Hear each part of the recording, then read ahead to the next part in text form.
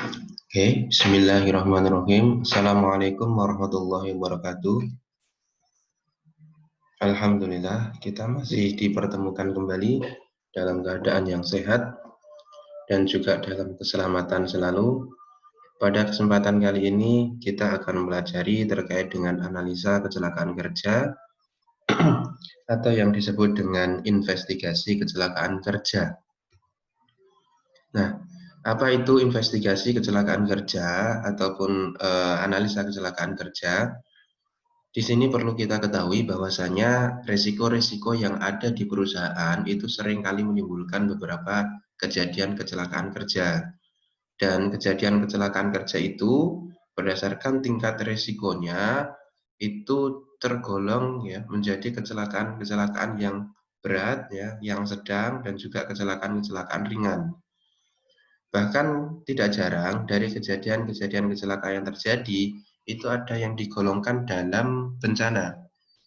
Nah, ini adalah contoh-contoh beberapa kecelakaan terjadi di dunia. Gambar yang ada di sebelah kiri, bagian pojok atas, itu adalah kejadian di Minamata, di mana kejadian tersebut adalah kejadian yang terjadi di Jepang ya, sekitar tahun 1985, di mana di situ ada satu perusahaan yang kemudian dia menggunakan produk berupa menggunakan bahan berupa merkuri, di mana merkurinya itu dia rilis sampai ke mata air penduduk sehingga mencemari air penduduk. Dan kemudian penduduk yang meminum dari mata air tersebut akhirnya mengalami kejadian-kejadian ya sampai kemudian meninggal dunia.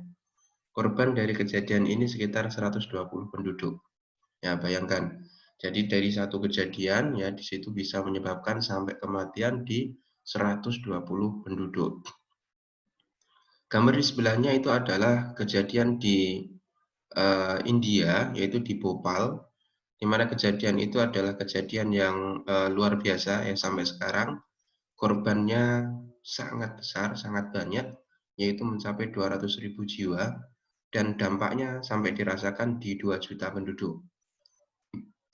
Kejadian yang terjadi adalah rilisnya metil isosianat yang keluar dari reaktornya pada tahun 1984 bulan Desember ya tanggal 2 sampai dengan tanggal 3. Kita tahu metil isosianat memiliki tingkat keracunan yang sangat tinggi, ya, tingkat daya racunnya sangat tinggi, yaitu dengan nilai NaB di 0,002 ppm. Ini sangat kecil sekali. NaB artinya di situ ketahanan orang hanya bertahan selama sekitar 8 jam apabila menghirup gas tersebut. Apabila tatarannya di sini menjadi lebih banyak, maka orang bisa mati dalam waktu beberapa menit. Nah, kejadian ini yang kemudian juga disoroti oleh dunia, bahkan juga sampai sekarang masih terdapat beberapa penduduk yang terdampak ya, dari tahun 1984. Kemudian kejadian yang berada di bawah ya, gambar di bawah dua gambar tersebut, yang sebelah kiri itu adalah kejadian kebakaran di tangki minyak Pertamina tahun 2011. Sedangkan yang di sebelah kanannya itu adalah kejadian di Petro Widada Gresik tahun 2004. Nah, dari kejadian-kejadian ini sudah pasti itu kejadian yang menimbulkan korban jiwa, kemudian korban properti, dan juga korban lingkungan. Nah, sehingga kejadian-kejadian yang terjadi seperti ini sudah bukan merupakan kecelakaan biasa, namun bisa dikatakan sebagai bencana. Ya, man-made disaster itu istilah yang kemudian dipakai untuk mengkategorikan bencana dari industri ini. Dari kejadian-kejadian tersebut, fenomena kecelakaan itu sebenarnya dampaknya yang kemudian dirasakan itu ibarat seperti gunung es. Kita tahu gunung es itu yang muncul di bagian permukaan di atas air hanya sedikit ya, tapi sebenarnya dia memiliki akar yang sangat besar di bawahnya. Nah, ibaratnya kerugian-kerugian kecelakaan yang nampak itu hanya di bagian pucuknya saja. Sedangkan ya, kerugian-kerugian yang lain ya, itu hingga berkali-kali lipat itu sebenarnya juga dirasakan, namun secara langsung tidak dihitung. Ya, contoh kalau misalkan ada satu orang yang meninggal, terlihat korban jiwanya satu, Ya, mungkin dalam hal ini kalau untuk berkaitan dengan penanganan kecelakaannya, mungkin pengobatan, dia dibayar gajinya seperti itu. Kelihatannya sepele seperti itu. Namun dampak yang kemudian terjadi apa? Ya, kita lihat dari sisi keluarganya. Kalau dia adalah tulang punggung keluarga, maka selama dia sakit, ya keluarganya tidak mendapatkan pendapatan. Nah, kemudian istri yang ditanggung, anak-anak yang ditanggung, itu juga membutuhkan biaya-biaya yang lainnya. Selain itu juga, ya, apabila dia sakit, maka biaya-biaya untuk pengobatan yang lainnya akan terus-menerus berlangsung selama dia sakit. Nggak cukup 1 atau 2 hari, bahkan lebih lama daripada itu. Oleh karena itu, dalam hal ini, ya, efek tidak langsung daripada satu kecelakaan itu justru lebih besar daripada efek langsungnya. Ya, kita lihat di sini ya, mungkin dalam biaya pembukuan kerusakan properti ya, di sini yang kemudian tidak begitu nampak dari satu kejadian kecelakaan itu akan lebih besar karena terdapat gangguan, peralatan perkakas yang rusak, produk dan juga materialnya terganggu, biaya untuk legalnya atau hukumnya, penyediaan peralatan gawat darurat dan lain-lainnya. Bahkan juga ada biaya-biaya yang lain yang mungkin masuk dalam asuransi tapi juga tidak mudah untuk ngeklaimnya. Contoh adalah biaya pemakaian pekerja pengganti ya, biaya upah untuk pekerjaan tersebut yang ditinggalkan, ekstra waktu, berkurangnya hasil produksi, hilangnya bisnis dan juga nama baik atau reputasi dari perusahaan. Itu justru biasanya malah tidak nampak dalam satu akibat kecelakaan.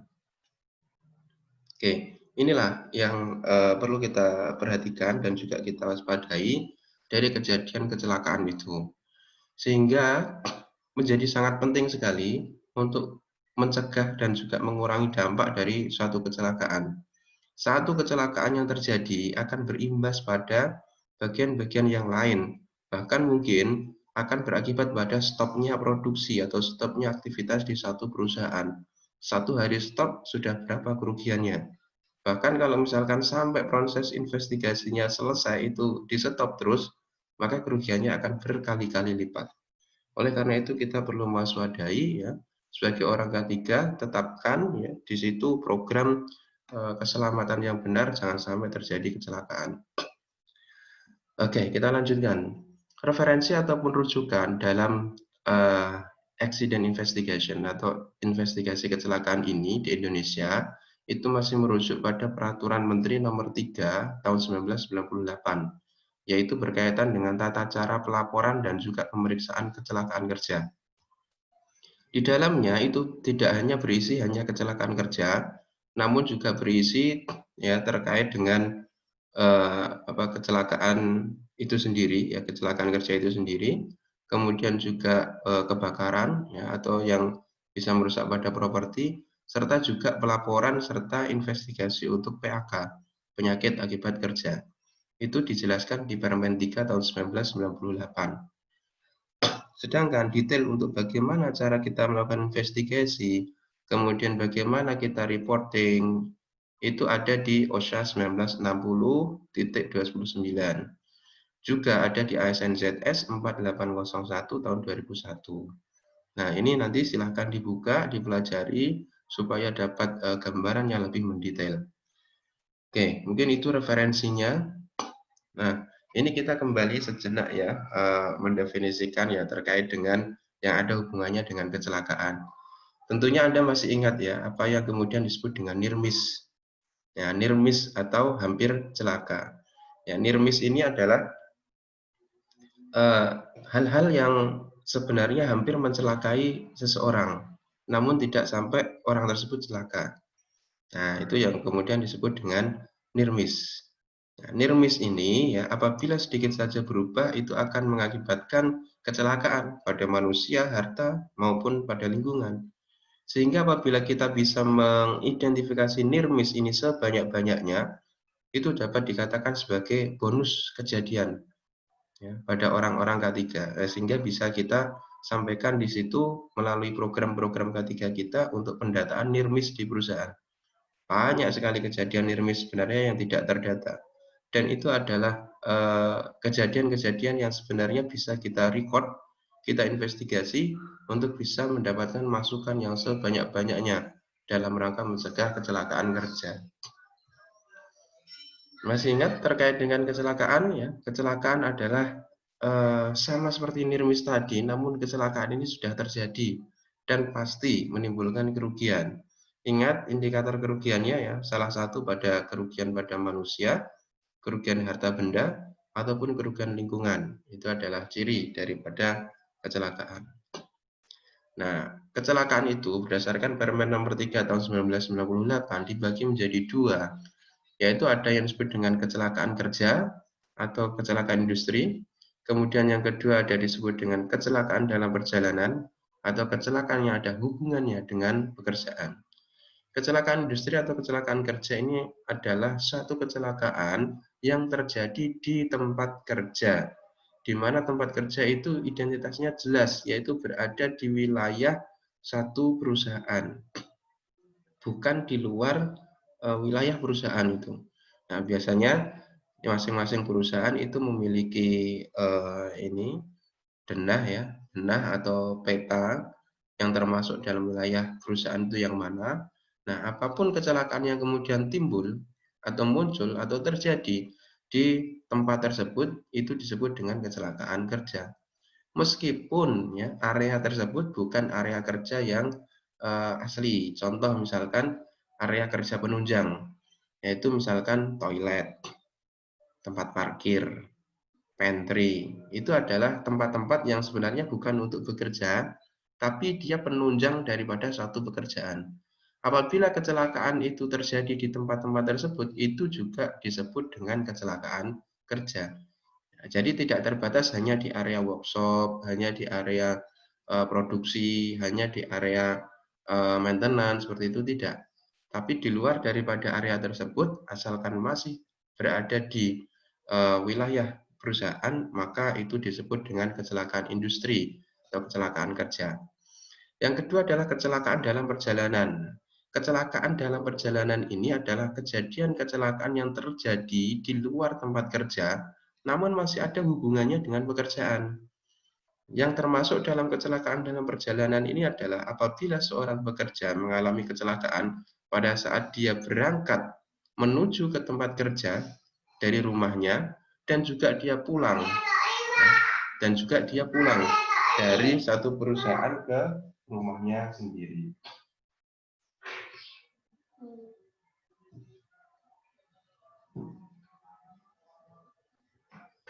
Oke. Baik, kita lanjutkan. Nah, sekarang yang disebut dengan analisa kecelakaan kerja itu apa? Atau investigasi kecelakaan kerja itu apa? Investigasi kecelakaan ataupun analisa kecelakaan kerja ini menurut Permenaker Nomor 3 Tahun 98 didefinisikan sebagai rangkaian kegiatan untuk mengadakan penyelidikan terhadap kejadian kecelakaan. Nah, jadi analisa kecelakaan kerja itu merupakan suatu rangkaian. Jadi di sini analisa kecelakaan kerja harus dibikin tahap-tahapnya nantinya. Sehingga nampak rangkaian kegiatannya itu seperti apa. Untuk menyelidiki suatu kejadian kecelakaan kerja yang terjadi. Nah, di sini digarisbawahi bahwasanya analisa kecelakaan kerja itu merupakan bagian penting dalam program pencegahan kecelakaan, sehingga analisa kecelakaan kerja ini wajib untuk dilakukan di satu perusahaan ya sebagai bentuk program pencegahan kecelakaan kerja. Kenapa analisa kecelakaan kerja bisa dijadikan sebagai program pencegahan kecelakaan? Oleh karena analisa kecelakaan kerja ini nantinya akan menghasilkan rekomendasi perbaikan supaya kecelakaan-kecelakaan serupa itu tidak terjadi lagi di kemudian hari. Nah, itulah definisi daripada analisa kecelakaan kerja. Ini adalah tujuan daripada analisa kecelakaan, yaitu untuk menggambarkan kejadian yang sebenarnya. Jadi supaya di situ kejadiannya tidak direka-reka ya. Jadi untuk menggambarkan, mengestimasi yang sebenarnya kejadian terjadi itu seperti apa, kemudian menentukan sebab yang sebenarnya atau akar penyebab masalahnya seperti apa. Kemudian yang ketiga, untuk mengukur tingkatan risiko, ya di sini dari suatu momen atau kejadian kita bisa di situ memperkirakan, oh ternyata dari pekerjaan ini memiliki risiko tinggi, sedang atau rendah, itu bisa kita gali juga dari suatu investigasi kecelakaan. Kemudian mengembangkan tindakan kontrol, ini sudah pasti. Apabila kita melakukan investigasi, goal-nya nanti adalah menghasilkan rekomendasi untuk kontrol selanjutnya. Yang kelima, menentukan kecenderungan ya atau tren. Nah, di sini dari data-data investigasi kita bisa melihat tren kejadian kecelakaan yang terjadi di perusahaan kita. Apakah dia termasuk dalam kejadian yang paling sering atau frekuensinya banyak, ataukah kejadian tersebut memiliki tren yang kecil namun dampaknya yang besar. Nah, ini nanti bisa kita jadikan sebagai masukan dalam analisa data selanjutnya. Yang keenam, menunjukkan peran serta. Investigasi ini itu akan melibatkan banyak pihak. Nah, sehingga di situ kita bisa lihat peran serta dari masing-masing bagian. Kemudian kita juga bisa menganalisa komitmen dari masing-masing personal yang terlibat. Nah, inilah tujuan daripada proses investigasi. Namun manfaat daripada proses investigasi itu sendiri jauh lebih banyak ya daripada apa yang kemudian kita sampaikan di sini. Nah, seperti itu. Baik, kita lanjutkan. Nah, pertanyaan ini muncul, kapan dilakukan investigasi? Nah, kalau ada pertanyaan seperti ini, jawabannya adalah investigasi itu harus sesegera mungkin dilakukan. Harus sesegera mungkin dilakukan. Kapan? Ya, setelah kejadian kecelakaan itu. Jadi setelah kejadian kecelakaan itu harus segera proses investigasi dilaksanakan. Kenapa perlu sesegera mungkin dilaksanakan? Yaitu untuk menghindari hilangnya bukti-bukti. Apabila suatu kejadian kecelakaan itu tidak segera diinvestigasi saat itu juga, atau misalkan pending dulu 1-2 hari, khawatir di situ bukti-bukti yang ada di tempat kejadian kecelakaan itu sudah berubah. Nah, perubahan-perubahan ini bisa terjadi ya. Pertama juga mungkin karena kondisi cuaca, adanya angin, adanya hujan, ya, adanya temperatur yang tinggi, mungkin bisa merusak barang bukti. Ini yang kita khawatirkan. Yang kedua, bisa terjadi perusakan atau relokasi barang bukti untuk keperluan penyelamatan korban. Nah, biasanya kalau di situ ada korban dan kemudian kita tidak bisa mengambil data pada saat tersebut, biasanya untuk keperluan penyelamatan korban, beberapa barang, beberapa peralatan yang ada di sekitarnya, itu harus kemudian disingkirkan untuk mengevakuasi korban. Nah, kalau kemudian itu dilakukan, pasti lokasinya sudah sedikit berubah. Tempat kejadiannya sudah sedikit berubah. Oleh karena itu, sebisa mungkin kita harus cepat-cepat mengcapture gambar atau berupa video yang ada di tempat kerja. Sehingga kita bisa mengetahui kejadian yang sebenarnya seperti apa. Kemudian yang ketiga, yaitu manusia memiliki daya ingat yang terbatas. Ya. Terutama dalam hal ini ya, manusia untuk mengingat suatu kejadian melalui informasi verbal ataupun melalui suatu gambaran yang ada di otaknya dia ya dalam suatu peristiwa itu sangat terbatas.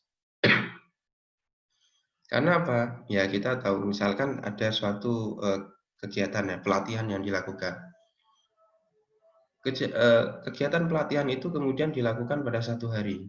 Tidak mungkin satu hari itu ya seseorang tanpa mencatat akan bisa mengingat semua yang disampaikan. Tentunya tidak bisa karena daya ingat manusia terbatas. Nah, sama kejadian seperti itu juga sama. Saksi-saksi yang ada di lokasi kejadian ya, tidak bisa mengingat semuanya. Ya, mungkin hanya sekian persen ya, sehingga kemudian ini harus segera kita lakukan investigasinya untuk antisipasi supaya tidak kehilangan barang-barang bukti, tidak kehilangan gambaran kejadian di lapangan yang sebenarnya. Oke, mungkin itu ya kenapa investigasi ini harus segera mungkin dilakukan. Sasaran dan juga objek investigasi, ya, sasarannya adalah untuk mencegah agar kecelakaan serupa tidak terjadi. Ini adalah goal besarnya. Karena apa? Karena biasanya di satu perusahaan itu memiliki karakteristik kecelakaan yang hampir mirip. Contoh misalkan kalau di perusahaan konstruksi, terutama di bagian sipil, biasanya sering sekali ada orang yang tertusuk paku. Nah, apabila kejadian tertusuk paku ini sangat banyak, ya investigasi kemudian dilakukan, harapannya kejadian tertusuk paku tidak akan terjadi lagi. Nah, itu adalah goal besarnya atau sasarannya. Sedangkan objek penyelidikannya adalah potensi bahaya penyebab kecelakaan. Nah, objeknya adalah menggali potensi bahaya atau sumber bahaya utama yang dapat menyebabkan kecelakaan tersebut apa ini sebenarnya. Terkadang kita melihat kejadian kecelakaan yang terjadi di lalu lintas misalkan, orang ngebut kemudian menabrak sesuatu sehingga kemudian timbul korban jiwa ataupun korban material. Kalau kita melihat dari kejadian itu pasti kita akan mengatakan, oh sebab daripada kecelakaan ini adalah orang tersebut ngebut. Padahal kalau kita tilik lagi lebih dalam, masih ada akar penyebabnya. Kenapa orang tersebut ngebut? Nah, oke, mungkin karena dia sudah telat ya berangkat kerja, jadi dia ngebut. Kan ada pertanyaan lagi, kenapa dia sampai telat? Nah, seperti itu dan seterusnya. Inilah objek yang kemudian perlu digali dalam penyelidikan kecelakaan sehingga dapat diketahui akar penyebab daripada kecelakaan tersebut. Nah, itu adalah sasaran dan juga objek investigasi kecelakaan. Sekarang subjeknya siapa? Subjek atau si pelaku investigasi itu adalah tim investigasi. Tim investigasi. Jadi, investigasi tidak dilakukan mandiri, tidak dilakukan oleh satu orang. Anda kalau misalkan bekerja sebagai petugas K3, kemudian ada kejadian kecelakaan, jangan sampai melakukan investigasi sendirian. Kalau ambil data boleh, enggak masalah. Tapi jangan sampai Anda melakukan investigasinya sendirian. Kalau itu dilakukan, hasil yang kemudian dihasilkan sangat subjektif. Karena apa? Hanya berdasarkan tinjauan dari satu orang saja. Maka yang terbaik dari suatu kejadian ya di situ harus dibentuk tim investigasi untuk melakukan investigasi kecelakaan. Biasanya terdiri dari ketua tim, yang kemudian kedua anggota, dan yang ketiga peninjau. Ketua tim itu biasanya ditentukan berdasarkan skala daripada kecelakaan kerja yang terjadi. Kalau kecelakaannya besar sampai menimbulkan kematian, ketua timnya bisa ditunjuk adalah top management atau pimpinan puncak perusahaan tersebut. Kalau kejadian kecelakaannya itu menimbulkan lost time ya, tapi orangnya tidak meninggal, mungkin bisa diturunkan, yaitu ketua timnya manajer bagian tertentu. Kalau misalkan kejadiannya itu medical treatment, bisa diturunkan. Mungkin ketua timnya adalah supervisor bagian tertentu, dan seterusnya. Nah, itu pembagiannya. Berdasarkan besar kecilnya kecelakaan, menentukan ketua tim kecelakaan kerja. Ketua tim investigasinya siapa. Sedangkan yang kedua, anggota. Anggota ini terdiri dari tenaga ahli, kemudian pengawas atau supervisor, dan juga departemen-departemen lain yang terkait dengan pekerjaan itu. Nah, tentukan anggotanya. Jadi kita sebagai orang K3, kita yang kemudian mengolah tim ini. Kita bikin SOP-nya, siapa yang berhak jadi ketua, siapa yang kemudian nanti jadi anggota, seperti itu. Yang kemudian nanti bisa menentukan tenaga ahli itu kalau kecelakaan berkaitan dengan lalu lintas, berarti siapa saja. Kalau kecelakaannya berupa kecelakaan umum di tempat kerja, itu siapa saja. Kecelakaan yang kemudian mengakibatkan material rusak itu siapa saja. Nah, ini kita yang kemudian nanti harus membuat SOP-nya untuk menentukan kriteria anggota daripada tim investigasi. Nah, kemudian yang ketiga peninjau. Ya, peninjau ini adalah anggota P2K3 biasanya. P2K3 adalah panitia pembina keselamatan dan kesehatan kerja atau safety committee yang dibentuk ya berdasarkan pengesahan dari Disnaker setempat. Nah, ini yang kemudian dijadikan sebagai peninjau. Tapi peninjau ini tidak mutlak ya, terserah mau kemudian ditetapkan ataupun tidak. Karena biasanya sebagian daripada anggota peninjau ini sudah masuk ke dalam anggota investigasi. Oke, baik, itulah subjek daripada investigasi. Bagaimana tahapan dalam melakukan investigasi? Secara umum, tahapan investigasi itu dibedakan menjadi 3, yaitu kumpulkan informasi, analisa fakta, kemudian implementasikan solusinya. Nah, di sini memiliki beberapa langkah atau tahapan di masing-masing tahapan tersebut ya. Kita bahas satu persatu, mulai dari kumpulkan informasi. Bagaimana kita melakukan pengumpulan informasi? Tentunya pada saat kita mau melakukan pengumpulan informasi yang pertama kali, ya, kita mau menuju ke lokasi kejadian, kita perlu perhatikan apakah di lokasi kejadian kondisinya sudah aman atau belum. Nah, biasanya dalam setiap kejadian kecelakaan, orang-orang akan berkerumun, sehingga kita mungkin akan mengalami kesulitan untuk mengumpulkan informasi. Sehingga dalam hal ini, kita perlu mengamankan lokasi kejadian terlebih dahulu. Bagaimana ini dilakukan? Caranya di SOP investigasi harus sudah disampaikan di sana. Untuk pengamanan lokasi kejadian menjadi wilayahnya siapa? Nah, biasanya pengamanan lokasi kejadian ini langsung dikerahkan security atau petugas keamanan di sana untuk memblokade wilayah kecelakaan tersebut. Area kecelakaan kerjanya jangan sampai dimasuki oleh orang-orang yang liar yang sebenarnya tidak ada kaitan dengan kejadian tersebut. Bagaimana? Ya, ini caranya bisa dilakukan dengan isolasi lokasi kejadian. Mengisolasi ini bisa bermacam-macam. Bisa dengan memasang barikade dan juga ya di sini bisa memasang pembatas-pembatas yang lain. Itu yang dilakukan untuk isolasi tempat kejadian. Kemudian tentunya yang perlu dilakukan adalah membubarkan kerumunan. Ini penting dilakukan. Kenapa? Karena biasanya dalam satu kejadian ya, atau dalam satu disaster akan ada secondary disaster atau kejadian-kejadian berikutnya yang mungkin masih berpotensi untuk terjadi lagi di daerah tersebut. Sehingga apabila ada orang yang berkerumun harus dijaga jaraknya betul-betul. Kemudian pada saat mengamankan lokasi, perhatikan, lindungi, jaga barang-barang bukti sampai proses investigasi selesai. Nah, ini penting karena justru barang-barang bukti ini yang kemudian kita jadikan sebagai data dasar nanti untuk menggali kejadian kecelakaan tersebut. Oke, dalam hal kita melakukan penggalian informasi ini, maka kita harus bertindak ya, sebagai penyelidik dengan kita memiliki perasaan positif ya.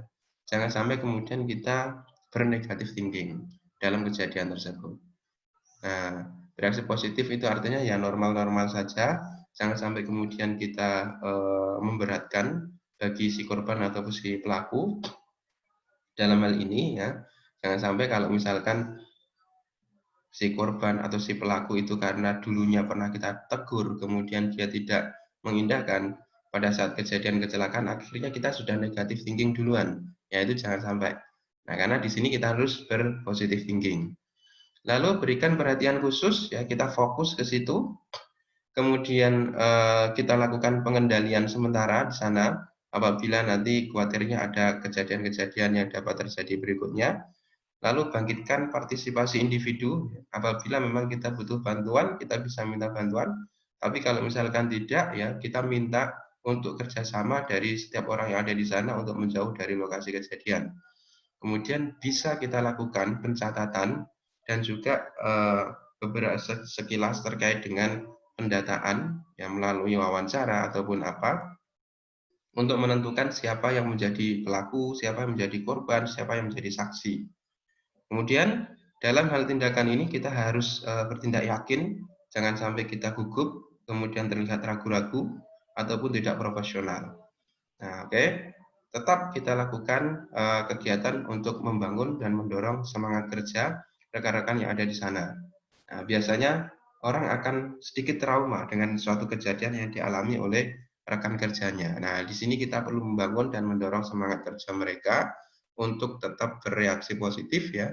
Jangan sampai nanti mereka justru akan terbawa terkait dengan kejadian tersebut. Oke. Kemudian yang kedua, komunikasikan ya dengan pengawas tertinggi ya. Untuk apabila terjadi kecelakaan di tempat kerja mereka, maka mereka lah yang kemudian mengambil alih tanggung jawab tersebut di area tersebut. Jadi pengawas tertinggi di tempat itu memerintahkan kepada petugas ataupun security ataupun tim yang telah dibentuk untuk melaksanakan pengamanan lokasi, memblokade dan lain sebagainya. Nah, kalau Anda sebagai pengawas tertinggi, maka tanggung jawab ini harus Anda ambil alih. Kemudian ya, lakukan pertolongan pertama ataupun panggil bantuan apabila diperlukan dan jangan kemudian terburu-buru untuk melakukan pemberian pertolongan pada korban. Kenapa? Khawatirnya korban mengalami luka yang parah. Sehingga apabila kita tolong, sedangkan kita tidak memiliki kompetensi sebagai penolong, maka korban akan menjadi lebih parah. Nah, ini yang penting. Siapa yang kemudian berhak menolong? Yang berhak menolong adalah orang yang memiliki kompetensi dan telah ditunjuk atau memiliki kewenangan di perusahaan itu untuk menolong. Nah, sehingga kalau misalkan Anda sebagai pengawas tertinggi, tugas utamanya adalah melaporkan. Nah, laporkan kepada petugas terkait. Kemudian, tanggulangi bahaya kedua, ya antisipasi bahaya kedua, sebagaimana sudah kita sampaikan tadi. Lalu, di situ temukan bukti-buktinya, jaga bukti supaya tidak berubah, perkirakan potensi kerugiannya, laporkan kepada manajer. Nah, ini adalah tugas daripada pengawas tertinggi yang ada di tempat kerja. Pengawas tertinggi ini nanti statusnya bisa berubah-ubah ya, bisa menjadi saksi dan juga dia juga bisa terlibat dalam tim investigasi nantinya. Nah, itu. Oke, kemudian selanjutnya tindakan petugas ya. Apabila kita berada di tempat tersebut, nah, petugas yang ada di sana itu harus melaksanakan untuk mengambil beberapa hal ya. Apabila kita ditunjuk sebagai petugas investigasi di tempat tersebut ya atau di bagian tersebut, maka kita harus langsung segera bertindak untuk mengumpulkan keterangan dan informasi. Nah, kumpulkan keterangan dan informasi ini dalam mengumpulkan informasi pada tahapan yang pertama. Apabila kita sebagai petugas langsungnya. Yang kedua, apabila perlu peragaan ulang, ya kemudian saksi-saksi dan juga pelaku mungkin itu kita undang kembali untuk melaksanakan peragaan ulang. Kemudian kita runtut mulai dari langkah pertama dan seterusnya. Tapi jangan sampai dalam peragaan ulang ini nanti terjadi hal yang konyol. Nah, misalkan peragaan ulang malah terjadi kecelakaan lagi ya, itu jangan sampai. Itu harus diantisipasi. Kemudian yang ketiga, kita buatkan sketsanya, kita buatkan petanya, dan kemudian kita lampirkan foto-fotonya. Ini perlu kita buat untuk dalam proses investigasi itu supaya kita bisa menggambarkan ke tim investigasi bahwasanya kejadian yang sebenarnya seperti apa. Periksa dan analisa bahan serta proses yang terlibat dalam kejadian kecelakaan, lalu periksa catatan pribadi. Nah, ini juga penting, catatan pribadi pelaku maupun catatan pribadi si korban. Kadang ada juga yang pelaku sekaligus korban. Nah, ini yang kemudian perlu dilihat catatan pribadinya. Catatan pribadi itu biasanya berada di HRD. Jadi kita periksa di HRD, kompetensinya dia dalam pekerjaan itu seperti apa, kemudian hasil psikotesnya bagaimana, kemudian karakter, catatan kedisiplinan, dan lain-lain, itu kita gali semuanya. Nah, ini apabila kita menjadi petugas investigasi. Jadi, 3 poin tadi yang kemudian ada, itu harus dilakukan ya sebaik mungkin, supaya masing-masing personal ya dalam subjek investigasi itu memiliki proporsi yang berbeda-beda dan sesuai dengan kewenangan yang dimiliki. Oke, kemudian yang kedua, kumpulkan fakta dan juga bukti-bukti. Bagaimana cara kita mengumpulkan fakta atau bukti? Ini biasanya kita lakukan dengan menggunakan teori investigasi untuk dapat menghasilkan atau dapat mengumpulkan bukti berupa penyebab langsungnya apa, penyebab dasarnya apa, dan juga ada nggak di situ kelemahan sistem yang dilakukan. Nah, kumpulkan bukti dari kondisi fisik dan juga catatan di lokasi kejadian. Misalkan dari kondisi-kondisi fisik, kita lihat di situ permesinan yang digunakan, kita lihat histori daripada peralatannya, material, misalkan posisinya bagaimana, untuk keperluan apa, penempatannya seperti apa, kondisi lingkungan kerjanya bagaimana, housekeeping, pencahayaan, suhu, dan lain-lainnya, sketsa, serta kita lampirkan foto-foto yang berkaitan. Nah, ini untuk kondisi fisiknya. Kemudian, ya, untuk catatan-catatan ya, yang berkaitan dengan dokumen pekerjaan juga kita kumpulkan, mulai dari tadi catatan pribadi si karyawan itu sendiri, histori mesinnya, prosedur-prosedur berkaitan dengan pekerjaan. Apakah izin kerjanya ada, apakah job safety analysisnya dibuat, apakah SOP pekerjaannya disediakan, apakah dilakukan briefing. Nah, itu kemudian kita lengkapi semua.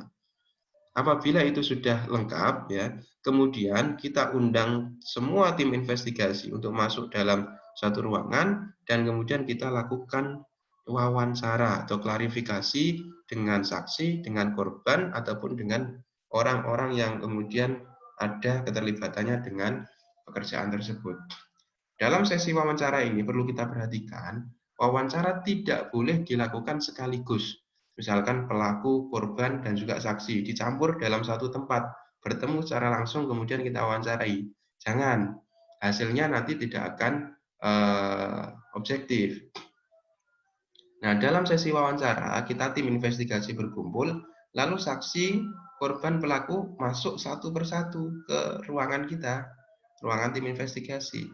Kemudian kita tanyai satu persatu untuk menggambarkan kronologinya. Dalam hal kita melakukan wawancara ini, kita gunakan teknik 5W 1H. Ya. Jadi kita gali apa, siapa, kapan, bagaimana, di mana, ya itu kita gali. Ya, di sana untuk saksi, untuk korban, untuk pelaku. Oke, seperti itu. Oke, kemudian yang ketiga, kita uraikan urutan kejadian. Nah, bagaimana dalam mengurutkan uraian kejadian ini? Pada saat tahapan wawancara tadi, kita kan sudah menggali beberapa pertanyaan dengan 5W1H. Nah, kita sediakan formulir untuk mengurutkan kejadian tersebut. Kita bikin poin per poin. Jadi, misalkan pada pukul sekian, orang ini bekerja di lokasi ini, sedang melakukan pekerjaan apa. Kemudian pukul sekian, orang kedua datang. Pukul sekian lagi, kejadian kecelakaan, dan lain sebagainya. Itu kita bisa urutkan. Urutan kejadian ini yang paling enak biasanya kita berdasarkan urutan waktu kejadiannya. Nah, urutan waktu kejadiannya. Sehingga dalam hal ini kita bisa gambarkan kondisi sebelum kejadian, kondisi pada saat kejadian, serta kondisi setelah kejadian itu seperti apa. Setelah semua saksi, korban, dan juga pelaku sudah menuturkan klarifikasinya, kita sudah membuat urutan kejadiannya, baru kemudian kita akan menentukan akar penyebab daripada kejadian tersebut. Ya. Bagaimana kita menentukan akar penyebabnya? Nah, itu nanti akan digambarkan melalui teori investigasi. Nah, setelah kemudian akar penyebabnya itu didapat, maka yang selanjutnya adalah kita rekomendasikan tindakan perbaikan atau rekomendasi ini ya itu harus muncul setelah akar penyebabnya itu didapat. Jangan sampai akar penyebabnya itu belum didapat, kita sudah simpulkan rekomendasinya. Jangan. Itu terlalu terburu-buru. Jadi tindakan perbaikan ini muncul setelah akar penyebabnya didapat. Tindakan perbaikan itu meliputi dua hal. Ada yang bersifat sementara, ada yang bersifat permanen. Sementara itu untuk antisipasi kejadian-kejadian kedua atau pada saat kondisinya masih dalam tahapan emergency. Ataupun untuk menanggulangi penyebab langsung kejadian. Nah, ini adalah tindakan sementara. Sedangkan tindakan permanen itu bertujuan supaya kejadian serupa itu tidak boleh terulang lagi. Sehingga tindakan permanen ini dijadikan sebagai sebuah rekomendasi utama dalam tindakan perbaikan di kecelakaan kerja. Tindakan permanen itu harus SMART ya, spesifik, measurable, achievable, reliable, dan juga timeable. Oke, setelah itu baru kemudian disusun laporan. Nah, laporan analisa kecelakaan kerja di situ kita buat dalam bentuk form ya. Formnya harus sudah baku.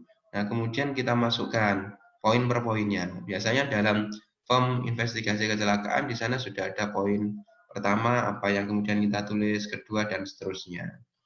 Lalu hasil daripada laporan kejadian kecelakaan ini kita distribusikan ke semua orang yang berkaitan dan juga ke semua pekerja. Nah, ke pekerja ini bertujuan supaya sebagai jalan sosialisasi terkait dengan kecelakaan tersebut, sehingga mereka mendapatkan pelajaran yang berharga. Nah, dan juga mereka pasti akan berpikir supaya tidak terjadi kecelakaan serupa. Kemudian selanjutnya adalah kita implementasikan tindakan perbaikan. Nah, ini sudah pasti. Jangan sampai kita nanti merekomendasikan sesuatu ya untuk tindakan perbaikan tapi tidak diimplementasikan. Untuk itu supaya implementasi ini berjalan, maka perlu dijadwalkan atau ditargetkan. Implementasinya harus sudah jalan per tanggal berapa. Lalu kemudian juga ditentukan penanggung jawab dari tindakan perbaikan itu. Munculkan nama, jangan munculkan departemennya untuk menanggung jawab. Karena kalau misalkan kita munculkan departemen, misalkan departemen produksi itu siapa? Kan orangnya ada banyak.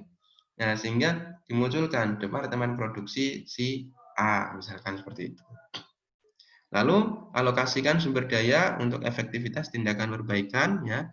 Alokasikan sumber daya ini, sumber daya itu ada 5M ya, 2TI biasanya. Material, mesin, method, money ya. Kemudian teknologi informasi.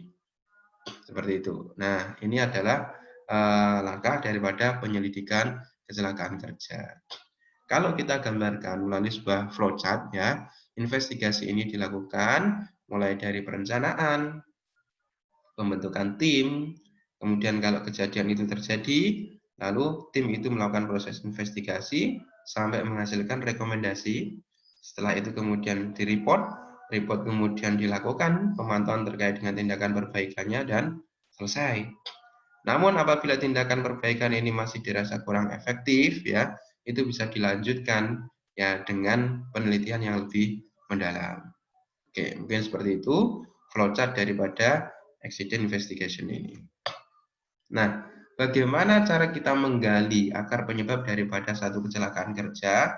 Di dunia K3 itu ada beberapa teori dalam menggali kecelakaan kerja. Di antaranya seperti yang tersaji dalam slide ya, ada disebut dengan fault tree analysis, ada loss causal model atau SCAT ya, systematic cause analysis technique. Kemudian ada the management oversight and risk tree, ada Fishbone, the barrier approach, the tree analysis approach, the event and causal factor analysis, dan juga Swiss model. Serta teori ini juga semakin berkembang dan jumlahnya ada banyak sekali. Yang diadopsi di Indonesia adalah yang nomor 2, SCAT, Systematic Cause Analysis Technique, atau di Indonesia disebut dengan teori domino. Teori ini dikembangkan oleh H.W. Hendricks tahun 1931, di mana Hendricks itu menyimpulkan bahwa penyebab kecelakaan itu diantaranya adalah ada unsafe action ya, itu 88%, kemudian unsafe condition itu menyumbang 10%, dan unpredictable moment ya, ini 2%. Ini adalah hasil penelitian daripada Hendricks. Teori ini kemudian dipakai terus-menerus sampai tahun 1969. Kemudian teori ini disempurnakan oleh kawan daripada Hendricks itu sendiri, yaitu tahun 1985, Peer dan juga German, ya, itu kemudian membuat penyempurnaannya. Nah, inilah domino teori yang kemudian dikembangkan oleh Hendricks. Nah, di situ ada 5 domino yang kemudian disajikan oleh Hendricks ya, mulai dari injury, accident, unsafe action and condition, fault of the person ya, kemudian social environment and ancestry. Ini adalah yang dikatakan sebagai penyebab dasar menurut Hendricks. Namun dalam perkembangannya ilmuwan Peer dan juga German tahun 1985 memperjelas teori yang kemudian sudah dibuat oleh teman mereka yaitu Hendricks, di mana dari suatu kejadian kecelakaan itu selalu ada 5 domino ini yang tidak bisa terpisahkan. Apa itu? Kita tentunya masih ingat pengertian daripada kecelakaan itu indikatornya adalah kerugian, di mana kerugian itu ada manusia, properti, kemudian juga ada lingkungan. Kalau tidak ada kerugian, tidak disebut dengan kecelakaan. Nah, kita identifikasi dulu, apakah itu ada kerugian atau tidak. Oh, ada kerugian, berarti itu adalah kecelakaan. Kemudian, setelah kita definisikan kerugian, kita lihat di situ, ada kontak enggak antara manusia dengan bahan, atau manusia dengan peralatan, ataupun bahan dengan peralatan. Ada enggak? Itu adalah untuk menggambarkan kronologinya. Kemudian dari kronologi itu, kita berusaha untuk menarik penyebab langsungnya. Penyebab langsungnya berupa unsafe action dan juga unsafe condition. Unsafe action dan juga condition, apakah ada yang melatar belakanginya lagi? Yaitu disebut dengan penyebab dasar, di mana masing-masing itu biasanya berkaitan dengan faktor pribadi dan juga faktor pekerjaan. Nah, faktor pribadi dan juga faktor pekerjaan masih bisa ditarik lagi ke belakang, akar penyebabnya apakah terdapat lemahnya kontrol. Nah, pada saat lemahnya kontrol inilah kemudian rekomendasi ditentukan. Terkadang orang terburu-buru, baru diketahui unsafe action dan juga condition-nya, itu kemudian langsung disimpulkan sebagai itu adalah penyebab dasar. Itu jangan sampai. Oke. Bagaimana kita menggambarkan kontak atau kronologi? Kronologi suatu kejadian itu kita tinggal lihat apakah ada kontak antara apa dengan apa. Adakah kontak antara manusia dengan peralatan? Misalkan manusia terlindas, manusia tertabrak, manusia terpukul, manusia terjepit, manusia tercubit, manusia terpotong, manusia remuk, nah, misalnya seperti itu. Ada nggak itu momennya? Atau misalkan sesuatu menabrak sesuatu. Nah, itu untuk menggambarkan kejadiannya. Di dalam penggambaran kejadian ini, yang paling utama adalah menggambarkan kontaknya dulu. Adakah di situ kontak sesuatu ya dengan apa? Baru kemudian di situ kita jabarkan dalam 5W1H tadi. Itu di kronologi ini. Tapi ini nggak boleh ngarang. Ini digali berdasarkan hasil wawancara dengan korban, dengan saksi, dan juga dengan pelaku. Serta dari catatan-catatan yang sudah dikumpulkan untuk menggambarkan kronologi kejadian ini. Jadi output daripada di domino kedua itu adalah kronologi kecelakaannya. Ya, ingat, kita perlu ingat di situ. Outputnya adalah kronologi kecelakaannya. Kemudian ya dari kronologi itu kita tentukan kronologi yang sudah panjang lebar kita buat di situ kita pilah-pilah mana yang masuk dalam tindakan tidak aman, mana yang masuk dalam kondisi tidak aman. Tindakan tidak aman contohnya, adakah di situ operasi yang dilakukan tanpa kewenangan? Adakah di situ misalkan kecepatan yang melebihi standar? Adakah di situ pelanggaran terhadap SOP? Adakah di situ hal-hal lain yang sengaja tidak dilakukan oleh si pelaku atau si korban? Nah, ini yang kemudian masuk dalam perbuatan tidak aman. Contoh misalkan sudah tahu alat tersebut rusak, tetap saja dioperasikan. Itu masuk perbuatan tidak aman. Sudah tahu di situ ada rambu kecepatan maksimal 40, dia tancap gas sampai 100. Itu berarti perbuatan tidak aman. Kemudian juga kondisi-kondisi tidak aman. Nah, di sana kita perhatikan ya di situ apakah ada pelindung-pelindung yang tidak layak.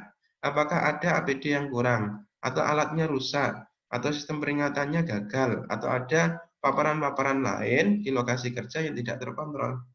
Contoh misalkan dia menggunakan mobil, ternyata klaksonnya nggak bunyi. Nah, klakson yang tidak bunyi masuk ke tindakan tidak aman. Atau dia mengendarai mobil malam hari, tapi ternyata lampunya mati. Nah, lampu mati itu adalah kondisi tidak aman. Nah, atau misalkan sudah tahu di sana harus pakai APD. Nah, terus kemudian ternyata APD-nya yang tersedia itu rusak. Kondisi APD rusak itu adalah kondisi yang tidak aman. Nah, itu dipilah-pilah. Sehingga dikategorikan perbuatan tidak aman dan juga kondisi yang tidak aman. Baru kemudian dari unsafe action dan juga unsafe condition tadi, ditarik lagi masing-masing di situ apa yang melatar belakangi kok itu bisa terjadi. Misalkan dari unsafe action. Tadi dia mengendarai tanpa punya kewenangan. Misalkan dia nggak punya SIM. Nah, faktor pribadinya bagaimana? Kenapa dia nggak punya SIM kok kemudian tetap mengendarai mobil? Mungkin karena dia tidak tahu.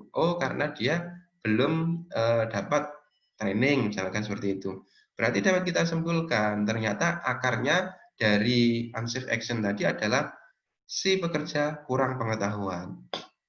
Nah, seperti itu. Atau si pekerja belum mendapatkan pelatihan. Nah, ini bisa bermacam-macam ya, bisa sampai ke faktor fisik atau psikologinya sendiri yang tidak layak. Atau kemampuan mentalnya dia nggak layak, atau stres fisik, stres mental, kurang pengetahuan, kelelahan, motivasi tidak baik misalkan. Itu adalah faktor-faktor pribadi. Jadi kalau misalkan ada satu kejadian kecelakaan yang dimana dia kurang pengetahuan, maka itu adalah akar berikutnya setelah unsafe action tadi. Pun juga ada faktor pekerjaan yang kemudian bisa muncul, mungkin karena pengadaan yang salah dalam melakukan pembelian suatu peralatan, atau peralatan hanya ada secara terbatas, maintenance-nya kurang, atau standar kerjanya tidak sesuai. Itu adalah faktor pekerjaan. Contoh misalkan, ada pekerja, dia harus bekerja di atas ketinggian, ada 10 orang, namun full body harness yang tersedia itu hanya punya 7, 3 orang nggak pakai. Nah, itu berarti juga ada faktor pekerjaan. Artinya apa? APD yang disediakan kurang atau peralatannya kurang. Nah, itu masuk ke faktor pekerjaan. Ditarik. Jadi dari tadi unsafe action, unsafe condition dijabarkan jadi dua. Unsafe action tadi faktor pribadinya apa, faktor pekerjaannya apa. Unsafe condition ada nggak faktor pribadi yang terkait dan juga ada atau tidak faktor pekerjaan yang terkait di situ. Baru kemudian setelah itu kita simpulkan, ya kita simpulkan dari faktor pribadi dan pekerjaan, apakah di situ ada lemahnya kontrol atau tidak. Nah, mungkin ada program yang tidak sesuai atau standar yang tidak sesuai, atau memang karena adanya ketidakpatuhan terhadap standar itu. Misalkan orang sudah tahu kecepatan di situ adalah 40, tapi dia laju dengan kecepatan 100 km per jam. Yang dimana di situ dia tidak terburu-buru, kemudian tidak juga dikejar oleh agenda yang lain, tapi iseng saja. Ya, itu berarti kita bisa simpulkan adanya ketidakpatuhan terhadap standar. Nah, ini yang kemudian kita simpulkan, lemahnya kontrol inilah yang kemudian kita nanti akan rekomendasikan. Misalkan kalau program tidak sesuai berarti dilakukan perombakan program. Program barunya seperti apa? Standar tidak sesuai berarti bikin standar baru yang sesuai. Kepatuhan yang kemudian tidak standar juga, maka di situ harus diberikan treatment supaya orang tersebut patuh. Jangan sampai kemudian tiba-tiba dalam hal investigasi ini muncul punishment. Jangan. Itu punishment adalah termasuk dalam rekomendasi nanti. Jadi adanya di paling belakang. Jangan di awal-awal langsung di punishment ya, atau dikasih hukuman. Jangan.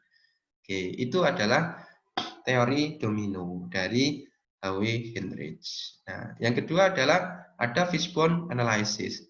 Di sini fishbone analysis karena memang tidak begitu banyak digunakan dalam investigasi kecelakaan kerja di satu perusahaan, terutama juga yang diadopsi oleh pemerintah melalui Permen 3 tahun 98 itu adalah SCAT, jadi fishbone hanya sekedar tahu saja. Fishbone analysis itu dijabarkan dengan memperhatikan sumber daya yang ada. Biasanya yang dilihat adalah 6M-nya. Adakah di situ mesin yang berkaitan? Adakah di situ metode yang disalahi? Adakah di situ material yang tidak standar? Adakah di situ manpower-nya yang mungkin nggak standar? Adakah di situ istilahnya perpikiran tersendiri ya yang kemudian muncul? Adakah di situ keterukuran? Adakah di situ lingkungan yang berperan? Jadi dianalisa berdasarkan 6 hal tersebut untuk menghasilkan akar penyebab masalahnya. Sampai kemudian yang terakhir di dalam langkah fishbone analysis ini adalah melakukan brainstorming dengan para orang-orang yang terlibat di sana. Oke. Nah, ini contohnya yang awal ya, dari bahaya potensial yang terjadi, kemudian main method material mesin ada enggak di situ yang berkaitan, kemudian jabarkan lagi ya, di main itu ada apa saja, di material ada apa saja, ya, misalkan seperti ini. Di metode itu prosedur tidak diupdate mungkin, tidak ada komunikasi, tidak ada prosedur K3 yang memadai, prosedur terlalu manual dan lain sebagainya. Di sini di-collect satu persatu kelemahan dari masing-masing yang ditetapkan. Manusianya lemah dalam hal apa, metode lemah dalam hal apa, material lemah dalam hal apa, mesin atau tool seperti apa. Nah, seperti itu. Itu adalah fishbone analysis. Kemudian juga ada yang paling sederhana yaitu dengan five-whys teori, di mana dalam hal ini ya kita bisa menanyakan ya, sampai 5 kali kenapa, dan kenapa. Misalkan kecelakaan terjadi, kenapa sih becak bisa menabrak mobil? Terus kemudian, oh karena orangnya ngebut, kenapa sih orangnya kok bisa ngebut?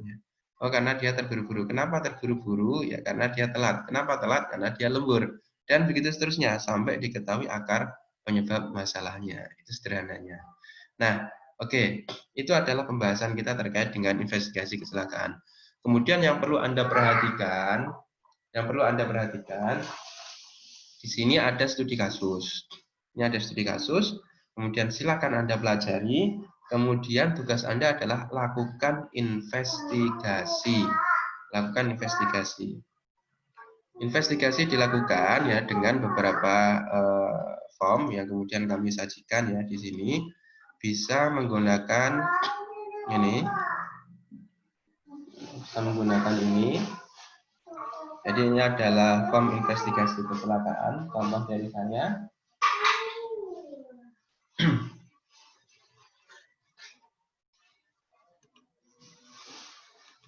Nah ini silahkan nanti dipakai ya.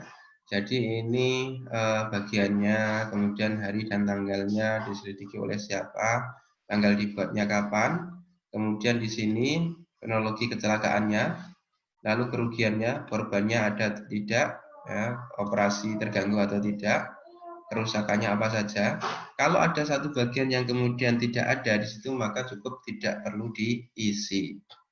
Kemudian di sini ada kolom penyebab, unsafe action, unsafe kondisinya apa, faktor pribadi, faktor pekerjaannya apa. Nah, kemudian kalau ada gambar ya, ini di sketsa di sini, baru kemudian disimpulkan. Berarti dari tahapan tersebut disimpulkan akar penyebabnya apa, lalu kemudian rekomendasikan tindakan perbaikannya apa. Oke, ini adalah rekomendasi tindakan perbaikan. Nah, ditulis di sini. Tindakan perbaikannya A, PIC-nya siapa, B, biasanya siapa, duditnya kapan. Nah, ini diisi semua.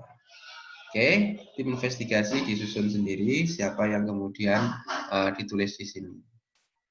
Oke.